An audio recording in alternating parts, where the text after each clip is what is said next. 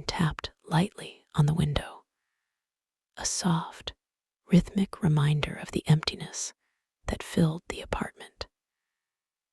The dim light from the street lamps outside painted long shadows across the walls, stretching like fingers that tried to reach into the soul. I sat on the worn-out armchair, hands clasped loosely, staring at nothing in particular, though everything in the room whispered memories of people who were no longer there. It's strange, isn't it? I thought, how silence can be heavier than any shouting, how an empty room can echo louder than a crowded one ever could. The clock ticked, loud and intrusive, counting the minutes that passed without a single knock on the door, without a single text, without a call. They were all gone. Every friend I thought I could count on. Every family member who swore they'd always be there. Gone. I remembered the first time I truly felt alone. It wasn't a dramatic moment, no shouting or slamming doors. It was subtle, a laugh I wasn't part of, a text unanswered, an invitation overlooked. At first, I told myself it was nothing. Everyone gets busy. Life happens. But then, slowly, one by one, the people I loved walked away, leaving only shadows behind. I tried to reach out. I called. I messaged. I knocked on doors I used to feel welcome at. The silence that returned was heavier than I could bear. Was it something I said? Something I did? I closed my eyes, letting the memories flood back. The laughter around the dinner table, the warmth of friends who promised they'd never leave, the soft touch of a hand, a hug that felt like home. And then, the first cracks, subtle remarks, small misunderstandings, hurtful words tossed carelessly, like a pebble dropped into water, creating ripples that eventually tore apart everything I thought was unbreakable. I remember thinking I could survive anything, I whispered to myself. But maybe I was wrong. Maybe I wasn't meant to be held. Maybe I was destined to be alone. The memory hit like a lightning strike. The cafe, warm and buzzing with life. My friends laughing at something I barely understood, their eyes twinkling with secrets I wasn't privy to. I had smiled, trying to join in, but a shadow of discomfort lingered. "You always seem so distant," one of them said. I laughed nervously. "Busy," I replied, unsure if the excuse made sense to anyone, least of all me. Their smiles didn't reach their eyes. A subtle distance began to grow, invisible at first, like a hairline crack in glass. But cracks grow, and soon the glass shatters. The rain outside grew heavier, each droplet hammering against the window, as if echoing my pounding heart. I looked around the empty apartment, every object holding a memory, every shadow a ghost of someone I once knew. How did it come to this? I asked the empty room. Was I the one who drove them away? Or were they always meant to leave? I didn't know. And the not knowing was worse than the certainty of hatred or betrayal. I remember nights when I would cry silently, hoping someone would notice, hoping that even one person would knock on the door and ask if I was okay. But no one ever came, not because they didn't care, but because I let them slip away, because I was too afraid to admit I needed them, because I thought if I kept myself closed off, I wouldn't get hurt. And now, I'm hurt in ways I didn't even know existed. I traced the edge of the old photo frame on the table. It was a picture of us, a group of friends, smiling, arms around each other. It was from years ago, before the distance, before the cracks, before the walking away. I ran my finger across the glass, imagining I could trace back time and fix the mistakes, apologize for the harsh words, laugh a little louder, stay a little longer. But time doesn't work that way, and people don't wait. A family dinner, warm light, the smell of food, the sound of chatter. Someone made a joke, and everyone laughed, including me. And then, suddenly, a comment slipped. "You've changed. I don't know who you are anymore." I froze. "What do you mean? I'm still me." I said, a lump in my throat, but my words fell flat. The warmth faded. The smiles disappeared. And that night, I felt the first true stab of isolation, not from the absence of people, but from the absence of understanding. Hours passed. I stayed there, staring at the shadows, listening to the storm outside. Each gust of wind sounded like a whisper, carrying away the remnants of connection I once had. The room was suffocating. I felt small, insignificant, like a fading echo in a world that had already moved on. Is this how it's always going to be? I wondered, alone, forgotten, left behind. And yet, somewhere deep inside, a small spark resisted. Not hope, not yet, just a faint, almost imperceptible reminder that I was still here, still breathing, still capable of feeling. The scent of rain outside had faded into a soft drizzle, and the apartment seemed quieter than before, if that was even possible. Yet, in the silence, my mind wandered back to the days when life didn't feel like a hollow echo, back to the warmth that once surrounded me. I remembered the early mornings with my friends, laughing over coffee in tiny, crowded cafes. The chatter, the music, the clinking of cups, it all blended into a symphony of belonging. We had shared jokes, secrets, dreams, and fears. Each word carried weight because it mattered to someone, and someone mattered to me. Those days, they felt infinite.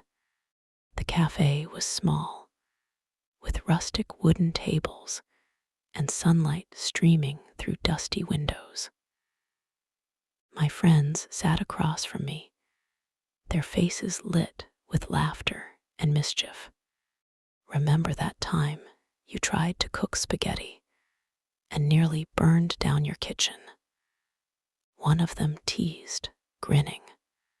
I laughed, a genuine laugh that reached my eyes. Hey, it wasn't that bad.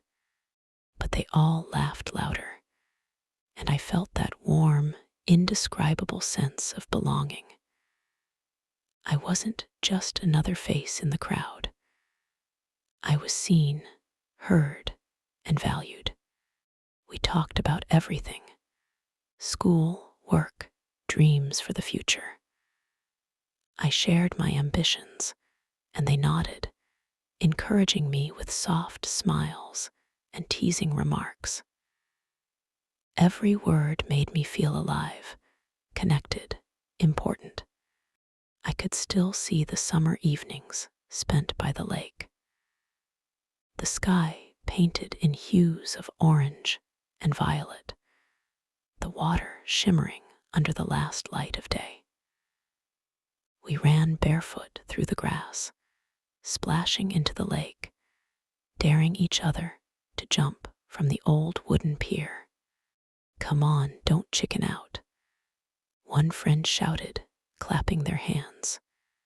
I hesitated, then jumped. The cold water shocked me, but the laughter that followed was intoxicating. We spent hours there, talking about life, fears, hopes, and promises we swore we'd keep forever. At the time, I thought these moments would never end. I thought friendships like these were forever. But even in those golden days, shadows lingered. Small comments, subtle disappointments, overlooked messages.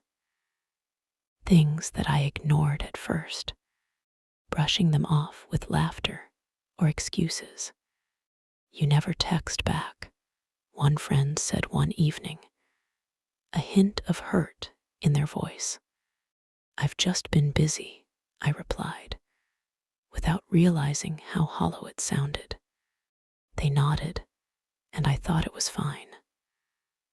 I didn't realize that each little ignored message, each unreturned call, each missed invitation was like a tiny crack forming in the foundation of what we had. "Friend one, you always seem far away lately. Are we not enough for you anymore?" Me, "No, it's not that. I've just been tired, I guess. Everything's a lot right now." "Friend two, we get that, but you don't even try to explain. We don't know what's happening with you." The laughter that used to bond us now felt forced. Their smiles didn't reach their eyes, and for the first time, I felt a pang of unease. Something was changing, and I didn't know how to stop it. I thought I was doing fine. I thought distance was harmless. But it was. I was pulling away slowly, unconsciously. I wanted to protect myself, but in doing so, I began pushing them out of my life. And the worst part, I didn't even notice at first. Birthdays, small victories, moments we celebrated together. At first, they were joyous, full of laughter, hugs, and heartfelt wishes. But then came the nights when I noticed subtle glances, whispered conversations that stopped when I entered the room. Invitations that weren't extended, plans made without me. "Didn't you get the message?" a friend asked casually, as if it were nothing. I just hadn't replied quickly. And suddenly I felt invisible, unimportant, replaced. I realized then that happiness is fragile, that bonds we think unbreakable can splinter under the weight of neglect, misunderstanding, and unspoken hurt. Every memory that used to make me smile now cut like glass. The laughter, the warmth, the shared dreams, all reminders of what was slipping through my fingers. I tried to hold on, reaching out, trying to mend invisible cracks, but the effort often felt like shouting into a void. Why does it hurt so much now? I wondered, why can't I reach them? The answer was painfully simple. They were moving on, slowly, naturally. And I was not ready to do the same. I wanted them desperately, but I didn't know how to be the person they needed anymore. "Friend, I don't know if you even care anymore. You're so wrapped up in yourself that you can't see anyone else." Me, "That's not true. I care. I don't know how to show it anymore."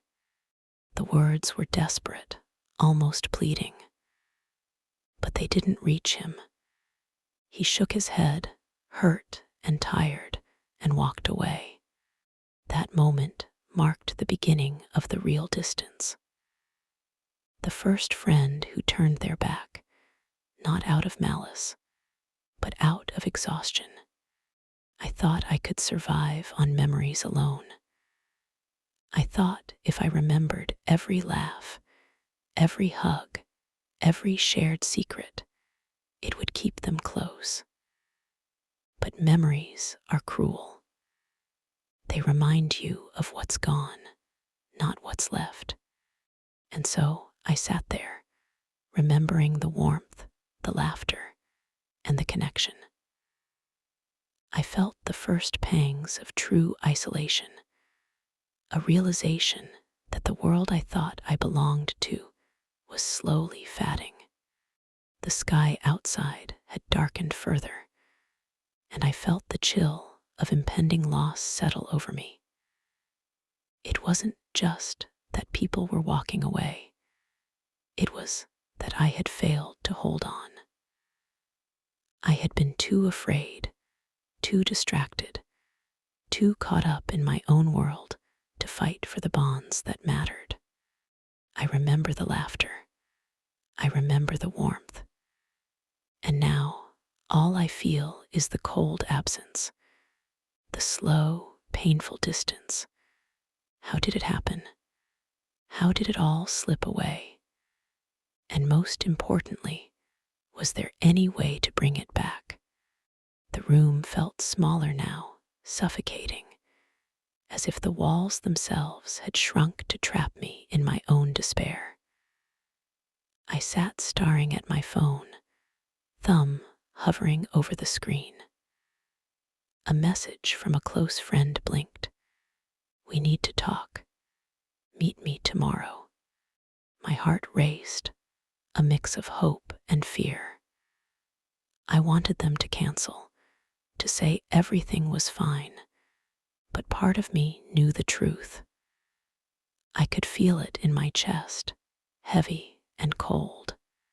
It was a chilly evening.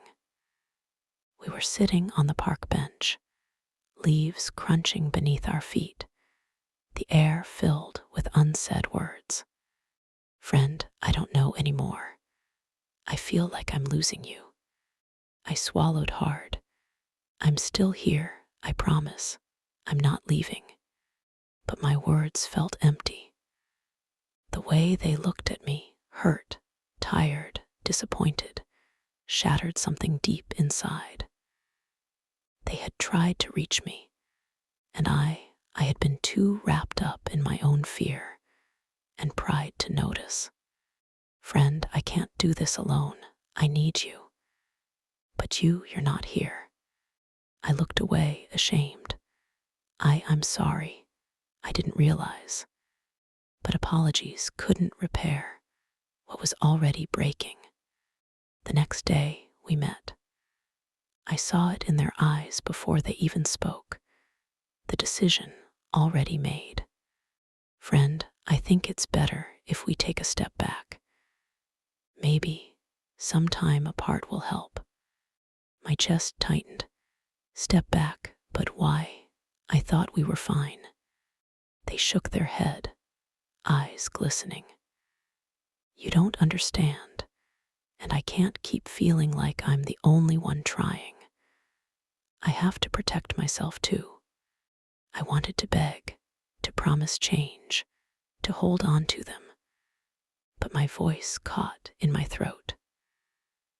I could only nod numbly as they walked away, each step echoing like a hammer on my soul. The first one to walk away, just like that. One step, one decision, one day, and they were gone. Gone from my life, gone from my world. I felt empty, hollow, as if a part of me had been ripped out, and there was nothing left to fill the space. I wandered through the park aimlessly after that, watching the sun dip below the horizon. Everything was normal: children playing, couples laughing, strangers walking their dogs. And yet, I felt entirely separate, like I had been removed from life itself. Weeks before, I had noticed small signs: missed calls, delayed replies, subtle frustration in their tone. I told myself it was nothing, that life was busy, that I was imagining things. How foolish I was. Every ignored message, every delayed response, every casual complaint was a warning I failed to heed. And now it was too late. They had left, not with anger, but with the quiet resignation of someone who had tried too long to reach a wall. Alone at home, I muttered to the empty room, "Why did you leave? Was it something I did? Something I didn't do?"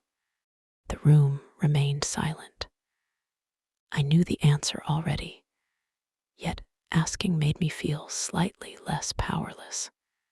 I wasn't enough. I couldn't be enough. I had failed, and now they were gone. Just like the rest, everyone walks away eventually, don't they? The first departure changed everything. It wasn't just a friend leaving. It was a mirror held up to my own flaws. I began to see how I had unknowingly pushed people away, how my walls and pride had grown too tall. I had thought solitude was safer, but now I understood the cost: the piercing ache of loss, the gnawing regret, the emptiness that swallowed every corner of my being.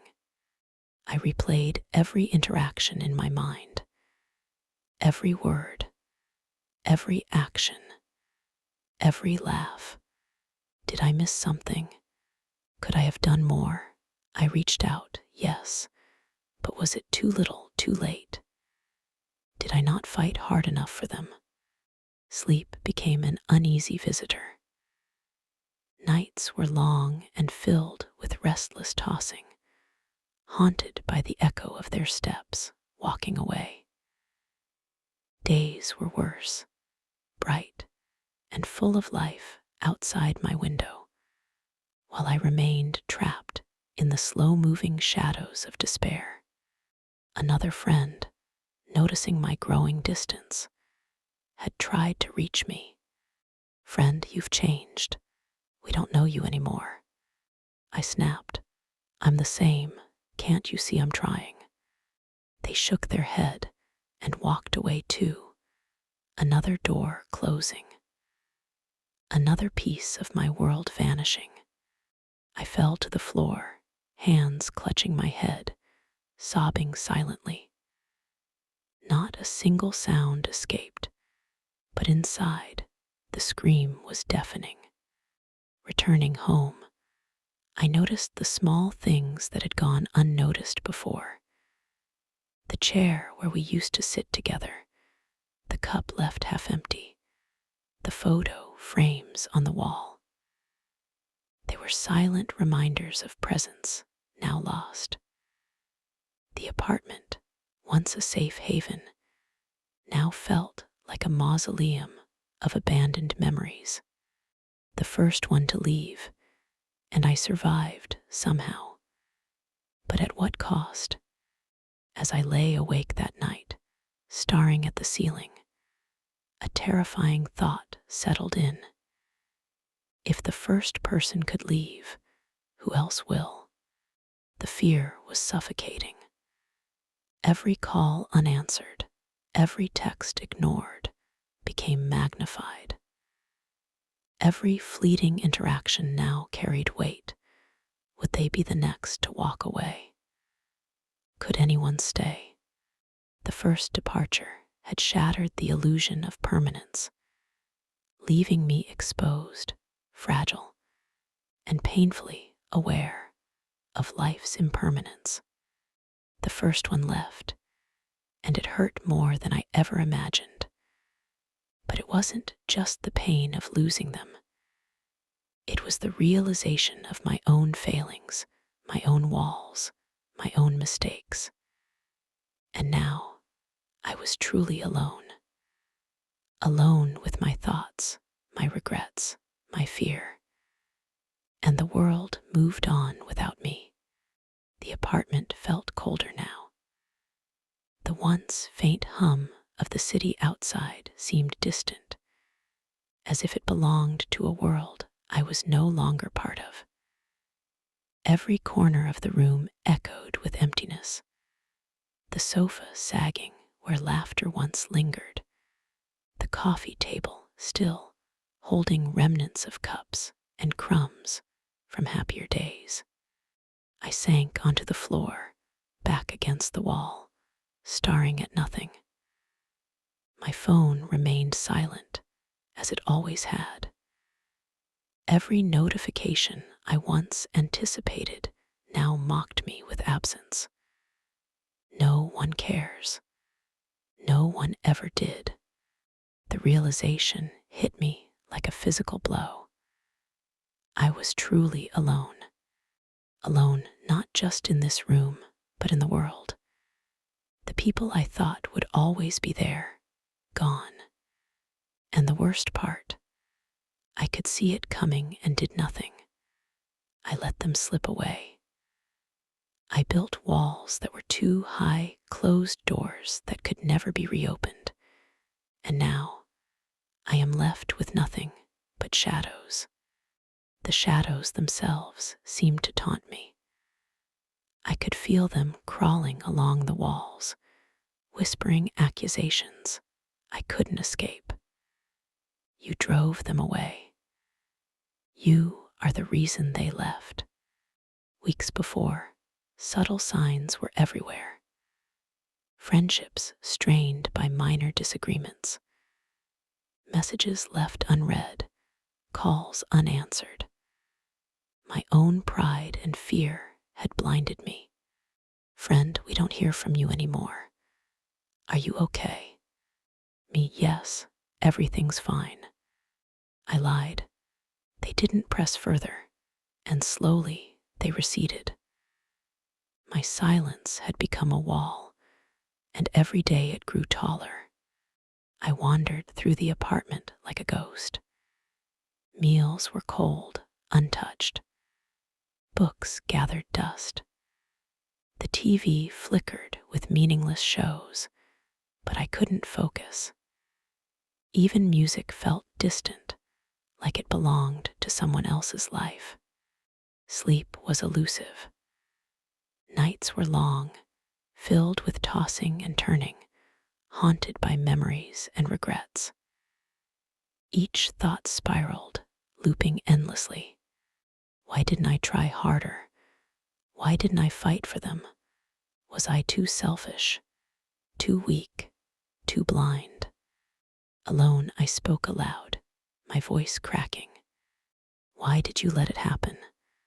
Why did you push them away? The silence was deafening. I had no answers, only echoes bouncing back, harder each time. My own voice, once comforting, now sounded foreign, accusing. I thought I could survive on my own. I was wrong, completely wrong. I remembered the argument with another friend. Words thrown in haste, pride and fear colliding. Friend, you're impossible. You think you're always right. We can't do this anymore. Me, I didn't mean. But the words didn't matter. They walked away, and I watched helplessly. I wanted to run after them, to beg, to explain, but something inside froze. I had already begun to accept solitude, thinking it safer than the pain of further rejection. Rain tapped on the window relentlessly now, mirroring my pounding heart. Shadows moved with the flickering streetlights, casting shapes that seemed almost alive. Every sound, a distant car horn, the whisper of wind through the blinds, felt amplified, intrusive, reminding me I was utterly alone. Even the smallest noises startled me. The clatter of a spoon against the counter made my heart jump. I had become hypersensitive, attuned only to the absence around me. I remember the warmth. I remember the laughter. But that is all gone. Everything is gone. Even the hope I clung to has faded. And I am left here, alone, hollow, a shell of the person I thought I was. I lay on the cold floor, hugging my knees, and let the tears flow. Not loud, not dramatic, just the silent, steady stream of grief that threatened to drown me. The moments I had once dismissed, a text answered too late, a call missed, a plan forgotten, now returned to me like daggers. I replayed every incident in slow motion, imagining how I could have acted differently, how I could have saved the connections that meant everything. But imagining doesn't bring them back. Apologies don't undo absence. Words can't fill the silence. I stopped leaving the apartment. The thought of facing strangers, of seeing people laughing, loving, and connecting, while I remained stranded in my own life, was unbearable. Even the simplest interactions felt overwhelming. I began avoiding phone calls, texts, even emails. My world shrank until it was only these four walls, the shadows, and my own relentless thoughts. Maybe this is how life is meant to be, I thought bitterly.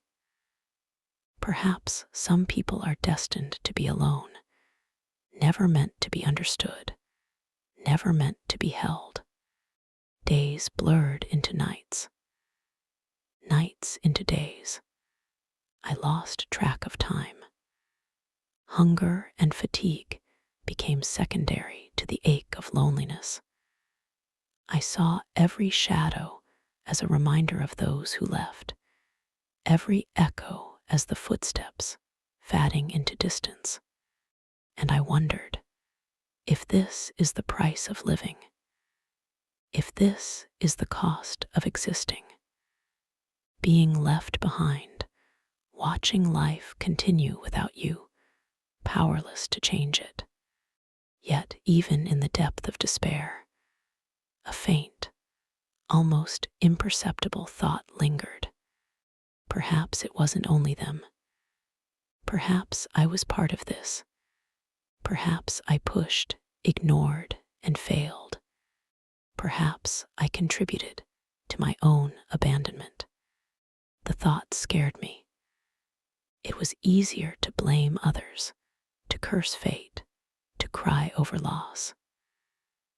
Accepting my role in the isolation meant facing myself, and I wasn't sure I was ready. The room felt smaller than ever, suffused with a cold, relentless emptiness. I sat cross-legged on the floor, staring at the cracked ceiling, tracing the patterns of water stains as if they could somehow reveal answers. The rain had stopped, but its echo lingered in the silence, pressing on my mind like a weight I could not lift. I couldn't stop thinking about them, the people I loved, the people I pushed away, the people who had walked away. Their absence wasn't just physical, it was a void, a haunting reminder of my own failures. I should have tried harder. I remembered the texts I didn't reply to, calls I left unanswered. Each one had seemed insignificant at the time. I'll respond later, I told myself. Later never came, and with each ignored message, the distance grew. Friend, I feel like you don't care about me anymore. Me, that's not true. I'm just busy. I promise I'll get back to you. Their eyes had said it all, tired, disappointed, distant. I didn't realize that busy excuses couldn't replace presence. That ignoring them even once planted a seed that would grow into separation. Why did I let it happen? Why didn't I fight for them? Was I too selfish? Too blind? The room remained silent. I knew the truth already. It wasn't just them who left. It was partly me. My pride, my fear, my refusal to be vulnerable, all of it had pushed them away. I was my own enemy. I saw it clearly. The night I lost another friend. Words had flown like arrows, sharp and unforgiving.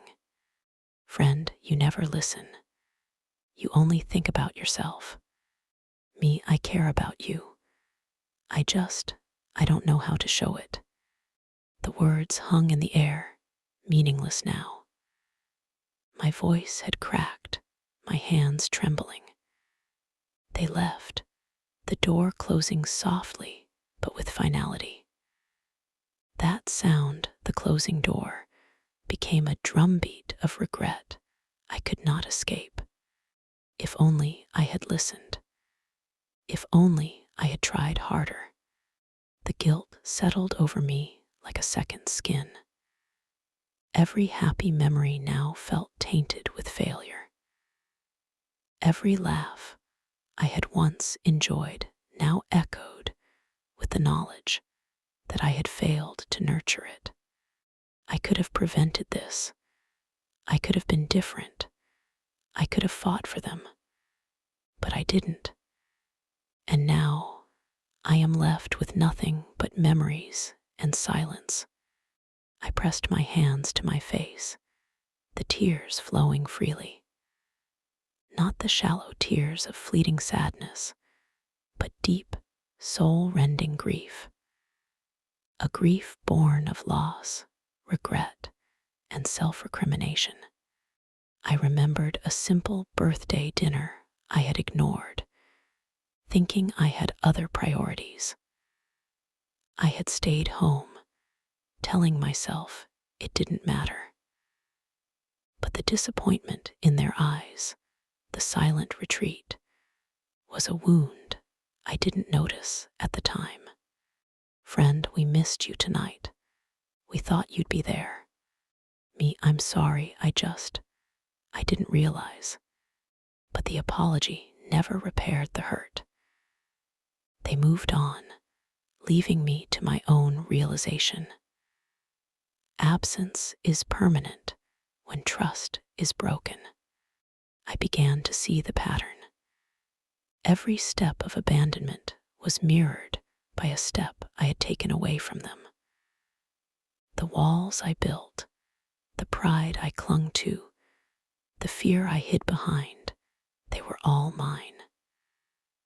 I had created the distance I now desperately mourned. It wasn't just them walking away. I walked away too. The truth was a bitter pill. Accepting it meant acknowledging my faults, my selfishness, my inability to communicate, my fear of being vulnerable. And I hated myself for it. I scrolled through old messages, each one a dagger of nostalgia and regret. Every cheerful good morning, every casual joke, every heartfelt confession, all now reminders of how far things had fallen. I read an old text from a close friend. I wish you'd just talk to me. Tell me what's wrong. Don't shut me out. The words hit harder than any insult or accusation. I had read them back then, nodded, and done nothing. And now, months later, they were gone. I was the architect of my own abandonment. I should have fought. I should have apologized. I should have been present. I should have. The repetition became a chant, echoing endlessly in my mind. Each should have was a reminder of my failure. My pride had been my prison. My fear had been my cage. And now I was trapped in the ruins of relationships I had let crumble. I'm sorry, I whispered, voice barely audible. I'm sorry for pushing you away. I'm sorry for not seeing. I'm sorry for everything. Silence responded, harsh, unyielding, yet somehow comforting. I could speak my apologies aloud, even if no one was there to hear. And in speaking, I felt a small weight lift, though the emptiness remained. The rain began again, soft at first, then heavier. I watched it streak down the window, blurring the world outside. Each drop was a reminder of passage, of time moving forward even when I felt frozen. People leave. Life moves on. And I am left to reckon with myself. I realized that regret, as painful as it was, had a purpose. It forced reflection. It forced understanding. And maybe, just maybe, it could become the first step toward something else, something better, something I had to find for myself. I stood before the mirror, staring at my reflection. The face looking back at me was weary, pale, haunted, but it was mine. It was the face of someone who had loved, lost, and survived. I can't change the past. I can't bring them back. But I can change myself. I have to. For the first time in months, I felt a faint stir of resolve amidst the storm of grief. The journey ahead would be lonely, painful, and uncertain, but it was mine. And I would face it, no matter how difficult. Reflection hurts. Regret consumes. But maybe, in this suffering, there is a lesson. Maybe I am learning what it means to care, to fight, to be present. And though it's too late for some, it's not too late for me. The rain had finally stopped, leaving the world outside washed clean, glistening under the pale morning light. I sat by the window, staring at the streets below. Everything seemed ordinary, people walking, cars passing, life moving on. Yet, for the first time in months, I felt a tiny flicker inside me, a faint pulse of something I hadn't felt in a long time. Could it be hope? I asked myself hesitantly. It was so small, almost laughable, but it was there. A memory, a thought, a whisper, that maybe not everything was lost. That maybe life still had fragments of connection, warmth, and meaning waiting to be discovered. I remembered the barista at the cafe who smiled at me genuinely, even though I had been a stranger for months. A neighbor who held the door open and asked how my day was. Simple, fleeting interactions that I had once taken for granted now felt like lifelines thrown into a turbulent sea. Even the tiniest gestures carried meaning. And slowly, I realized that the world hadn't completely abandoned me. Maybe people walked away, yes, but others still remained. Subtle reminders that connection, however fragile, was possible. For months, I thought I was invisible, forgotten, gone. But maybe I wasn't completely alone. Maybe life still has something to offer, something I need to reach for, no matter how hesitant, no matter how afraid. The spark was faint, but it was persistent. It wouldn't allow me to sink completely into despair. And for the first time in months, I felt a stirring of curiosity, a desire to step outside my apartment, to breathe fresh air, to see the world not as a place of abandonment, but as a canvas waiting to be painted with new experiences. I stepped out for the first time in weeks, the air crisp and clean. The sun had broken through the clouds, scattering golden rays across the street. I felt the pavement beneath my feet, heard the distant chatter of strangers, and realized I was part of this world again, even if only in the smallest way. A dog barked happily nearby. A child laughed as they ran past. I smiled, almost involuntarily. It wasn't the warm, radiant joy of before, but it was something, a tiny ember in a cold, dark room. I can do this, I whispered. I can take one step. That's all I need. One step toward life, toward people, toward myself. The words felt heavy with truth. For so long, I had been paralyzed by fear, guilt, and grief. But now, even the smallest step forward felt monumental. I thought of the friends I had lost, and instead of drowning in sorrow, I allowed myself a small smile. I realized that they had shaped me, loved me in their own ways, and even in their absence, had taught me lessons about care, patience, and presence. They left, yes, but their impact remains, and maybe that's enough to start again. For months, I had seen myself only as a victim of abandonment. But now, I began to notice something I had ignored: resilience. I had survived the departures, the silence, the isolation. I had felt despair so deep it almost consumed me, and yet I was still here, still breathing, still capable of feeling. If I survived this, maybe I can survive anything. Maybe I can rebuild. Slowly, carefully, one step at a time. I returned home with a small notebook I hadn't touched in years.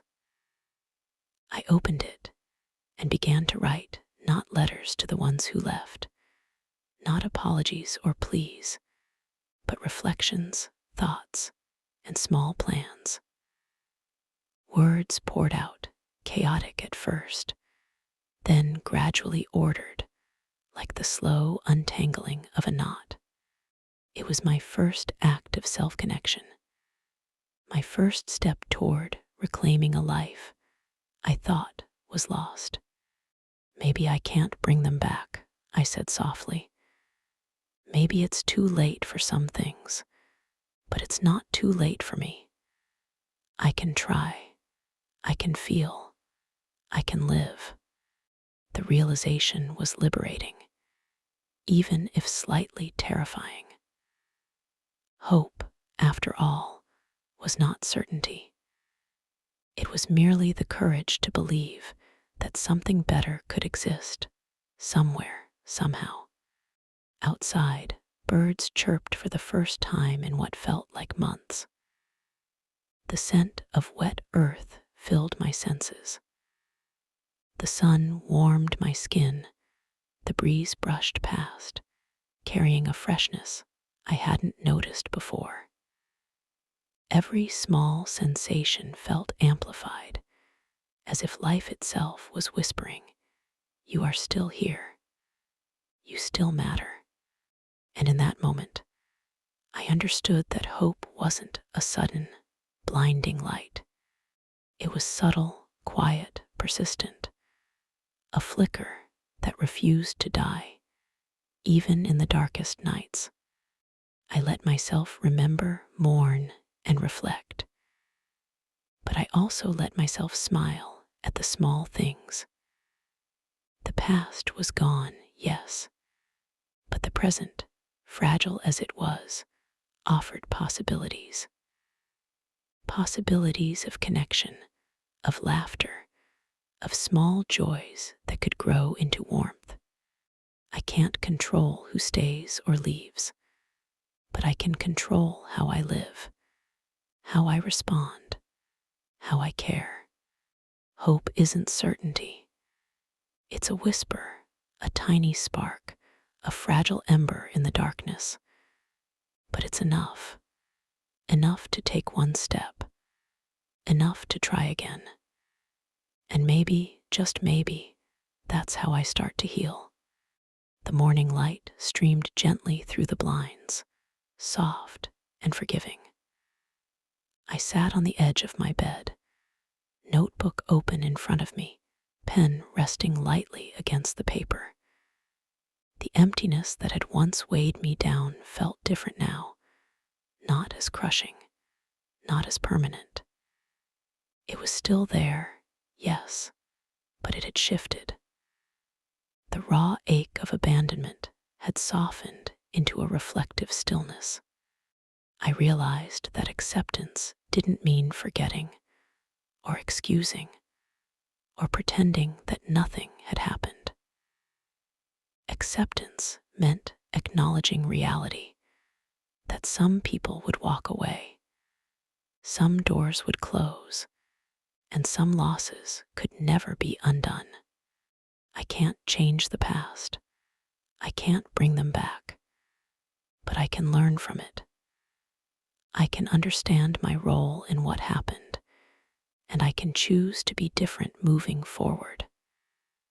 Acceptance is not weakness, it is awareness. For the first time in months, I felt clarity. I saw my failures not just as mistakes, but as lessons.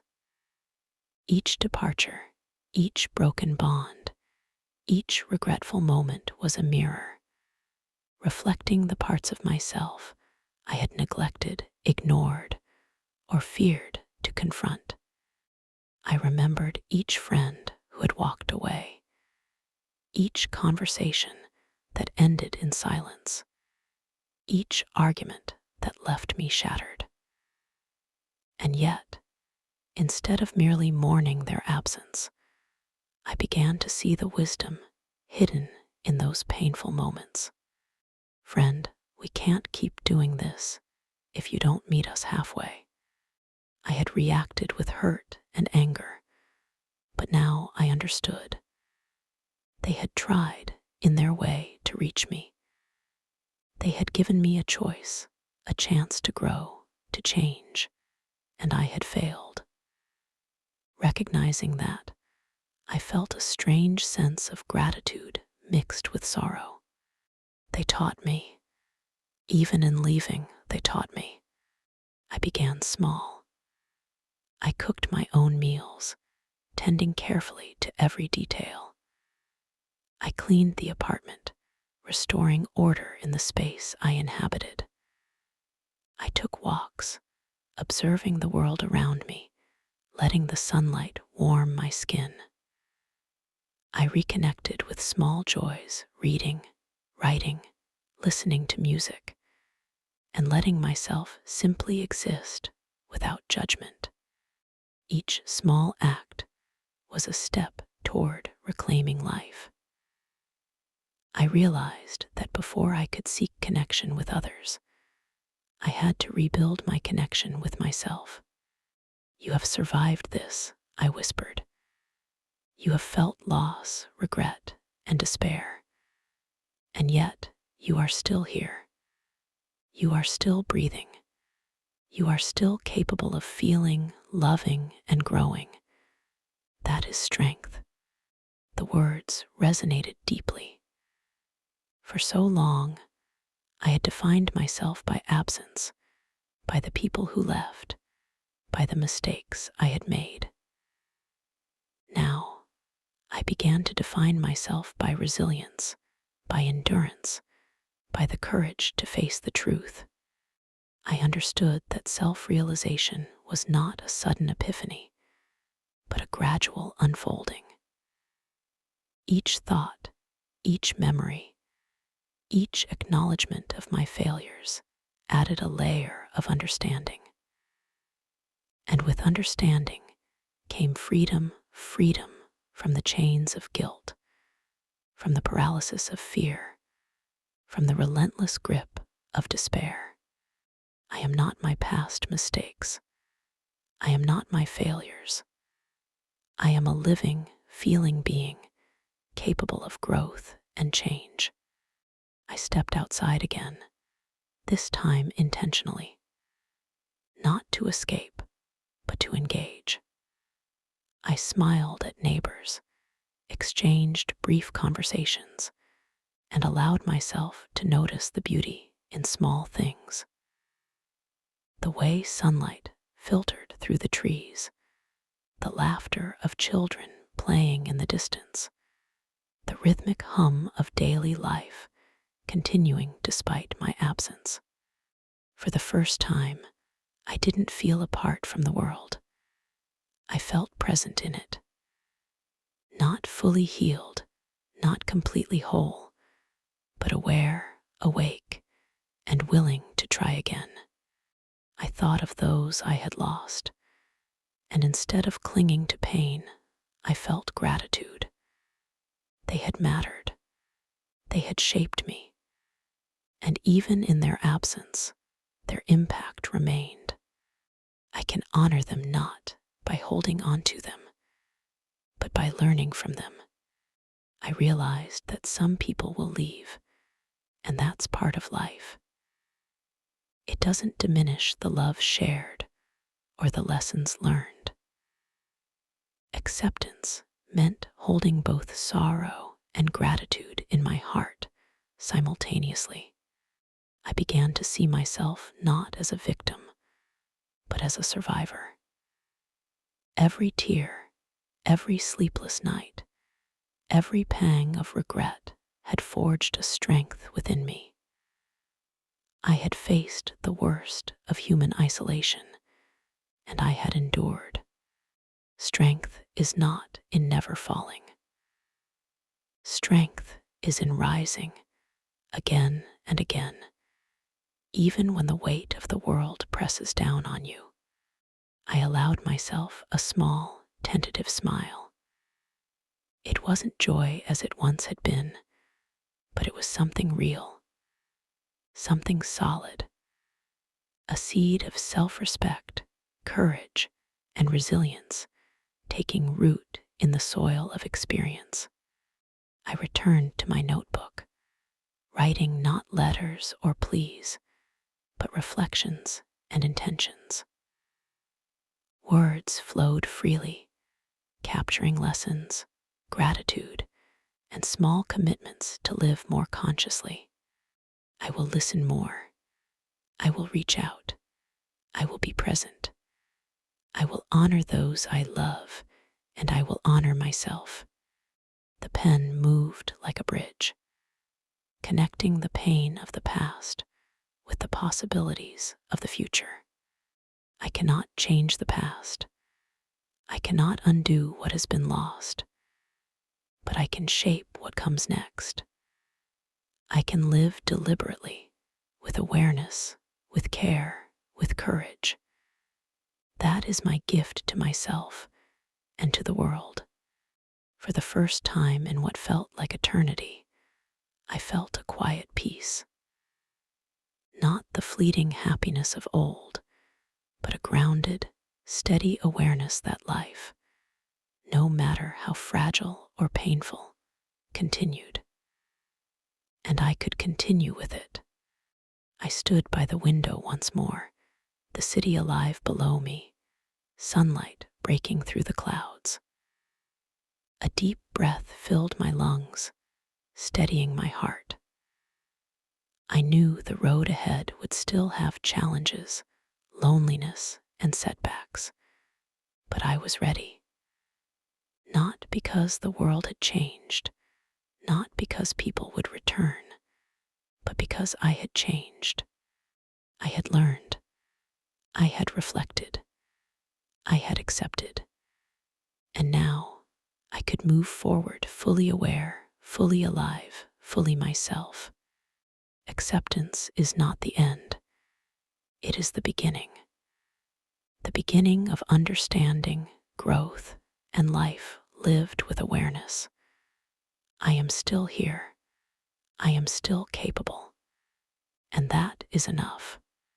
The morning sunlight spilled across the room, warm and reassuring. I sat by the window, notebook beside me, and felt the world not as a threat or a void, but as a place full of possibilities. The emptiness that had once consumed me had transformed into quiet space, a canvas where I could begin again. I realized that healing is not sudden, and it is not complete. It is gradual, layered, and patient. And perhaps, most importantly, it requires action, small, deliberate steps toward living fully again. I began with the smallest things. I cooked proper meals, tending to every detail. I cleaned and organized my space, not just for order, but to create a sanctuary. I ventured outside intentionally, not to escape, but to feel connected. The sunlight, the breeze, the distant hum of life reminded me I was part of this world, not apart from it. Even small gestures, holding the door for a neighbor, exchanging a smile with a passerby, helping someone carry groceries, became acts of reclaiming my own humanity. Each interaction, however brief, felt like a stitch, mending the fabric of connection I had once torn. I can't control who stays or who leaves. I can't undo the past, but I can choose today. I can choose presence, kindness, and awareness. I can take steps, no matter how small, toward living fully. I realized that life had not abandoned me. I had been absent from it. Healing began not with others returning, but with me stepping forward, choosing life, and reclaiming my own agency. I thought of those I had lost and realized their departure had been a harsh but necessary teacher. They had shown me the consequences of neglect, pride, and fear. And now, even in absence, they were guiding me. I will honor the lessons they gave me. I will honor them by living better, more consciously, more fully. I took pen in hand and wrote a letter. Not to send, not to reconcile, not to plead, just to release. Words poured out, regrets, apologies, gratitude, memories, and acceptance. Thank you for what we had, for what we lost, and for teaching me to see myself. Writing became a ritual, a bridge between the pain of yesterday and the hope of tomorrow. Each word released weight I had been carrying, each sentence a step closer to peace. You survived, I whispered. You mourned, reflected. you are ready to live again. You are capable of connection, of love, of joy. Step by step, day by day, it will come back. The words resonated. For so long, I had believed I was broken beyond repair. Now, I felt whole, not perfect, not untouched by loss, but aware, resilient, and alive. I made tentative efforts to reconnect, not necessarily with those who had left, but with life itself. I reached out to acquaintances, offering small gestures of care and attention. I joined local events, workshops, and gatherings, allowing myself to be seen again. Every interaction, every conversation, every laugh, even if awkward, hesitant, or fleeting, felt like a victory. Connection was no longer automatic or guaranteed. It had to be earned, nurtured, and respected. And that made it precious. I realized that self-worth doesn't come from others staying. It comes from knowing who you are, your values, and your capacity to grow. I began setting boundaries, listening more carefully, and being present without fear or pretense. I am not defined by abandonment. I am defined by resilience, awareness, and the courage to step forward. I revisited old memories, laughter in cafes, summer evenings by the lake, whispered secrets, and instead of pain, I felt gratitude. Those moments shaped me. They taught me to love, to connect, and to value relationships. And even if some were gone, their imprint remained, guiding me forward. The past is a teacher, not a jailer. I walked through the city streets, sunlight catching the corners of buildings, laughter drifting from nearby parks. I allowed myself to smile, not forced, not fleeting, but real. For the first time in months, I felt alive in the world, not trapped behind the walls of fear and grief.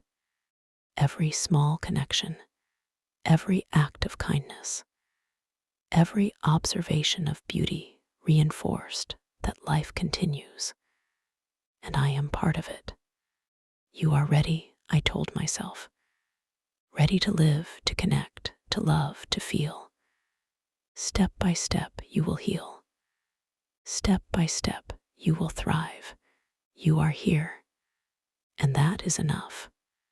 The words were both comfort and command. They reminded me that while the past shaped me, it did not control me. While abandonment had hurt me, it had also taught me strength.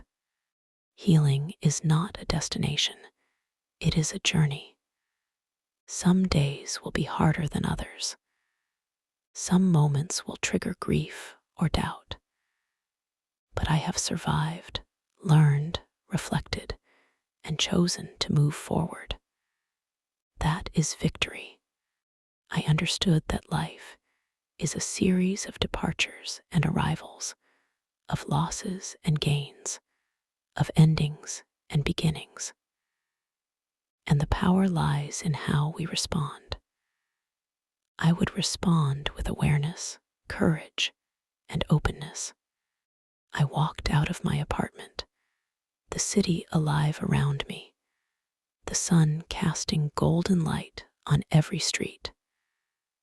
I felt grounded, aware, and connected, not because the world had changed, but because I had.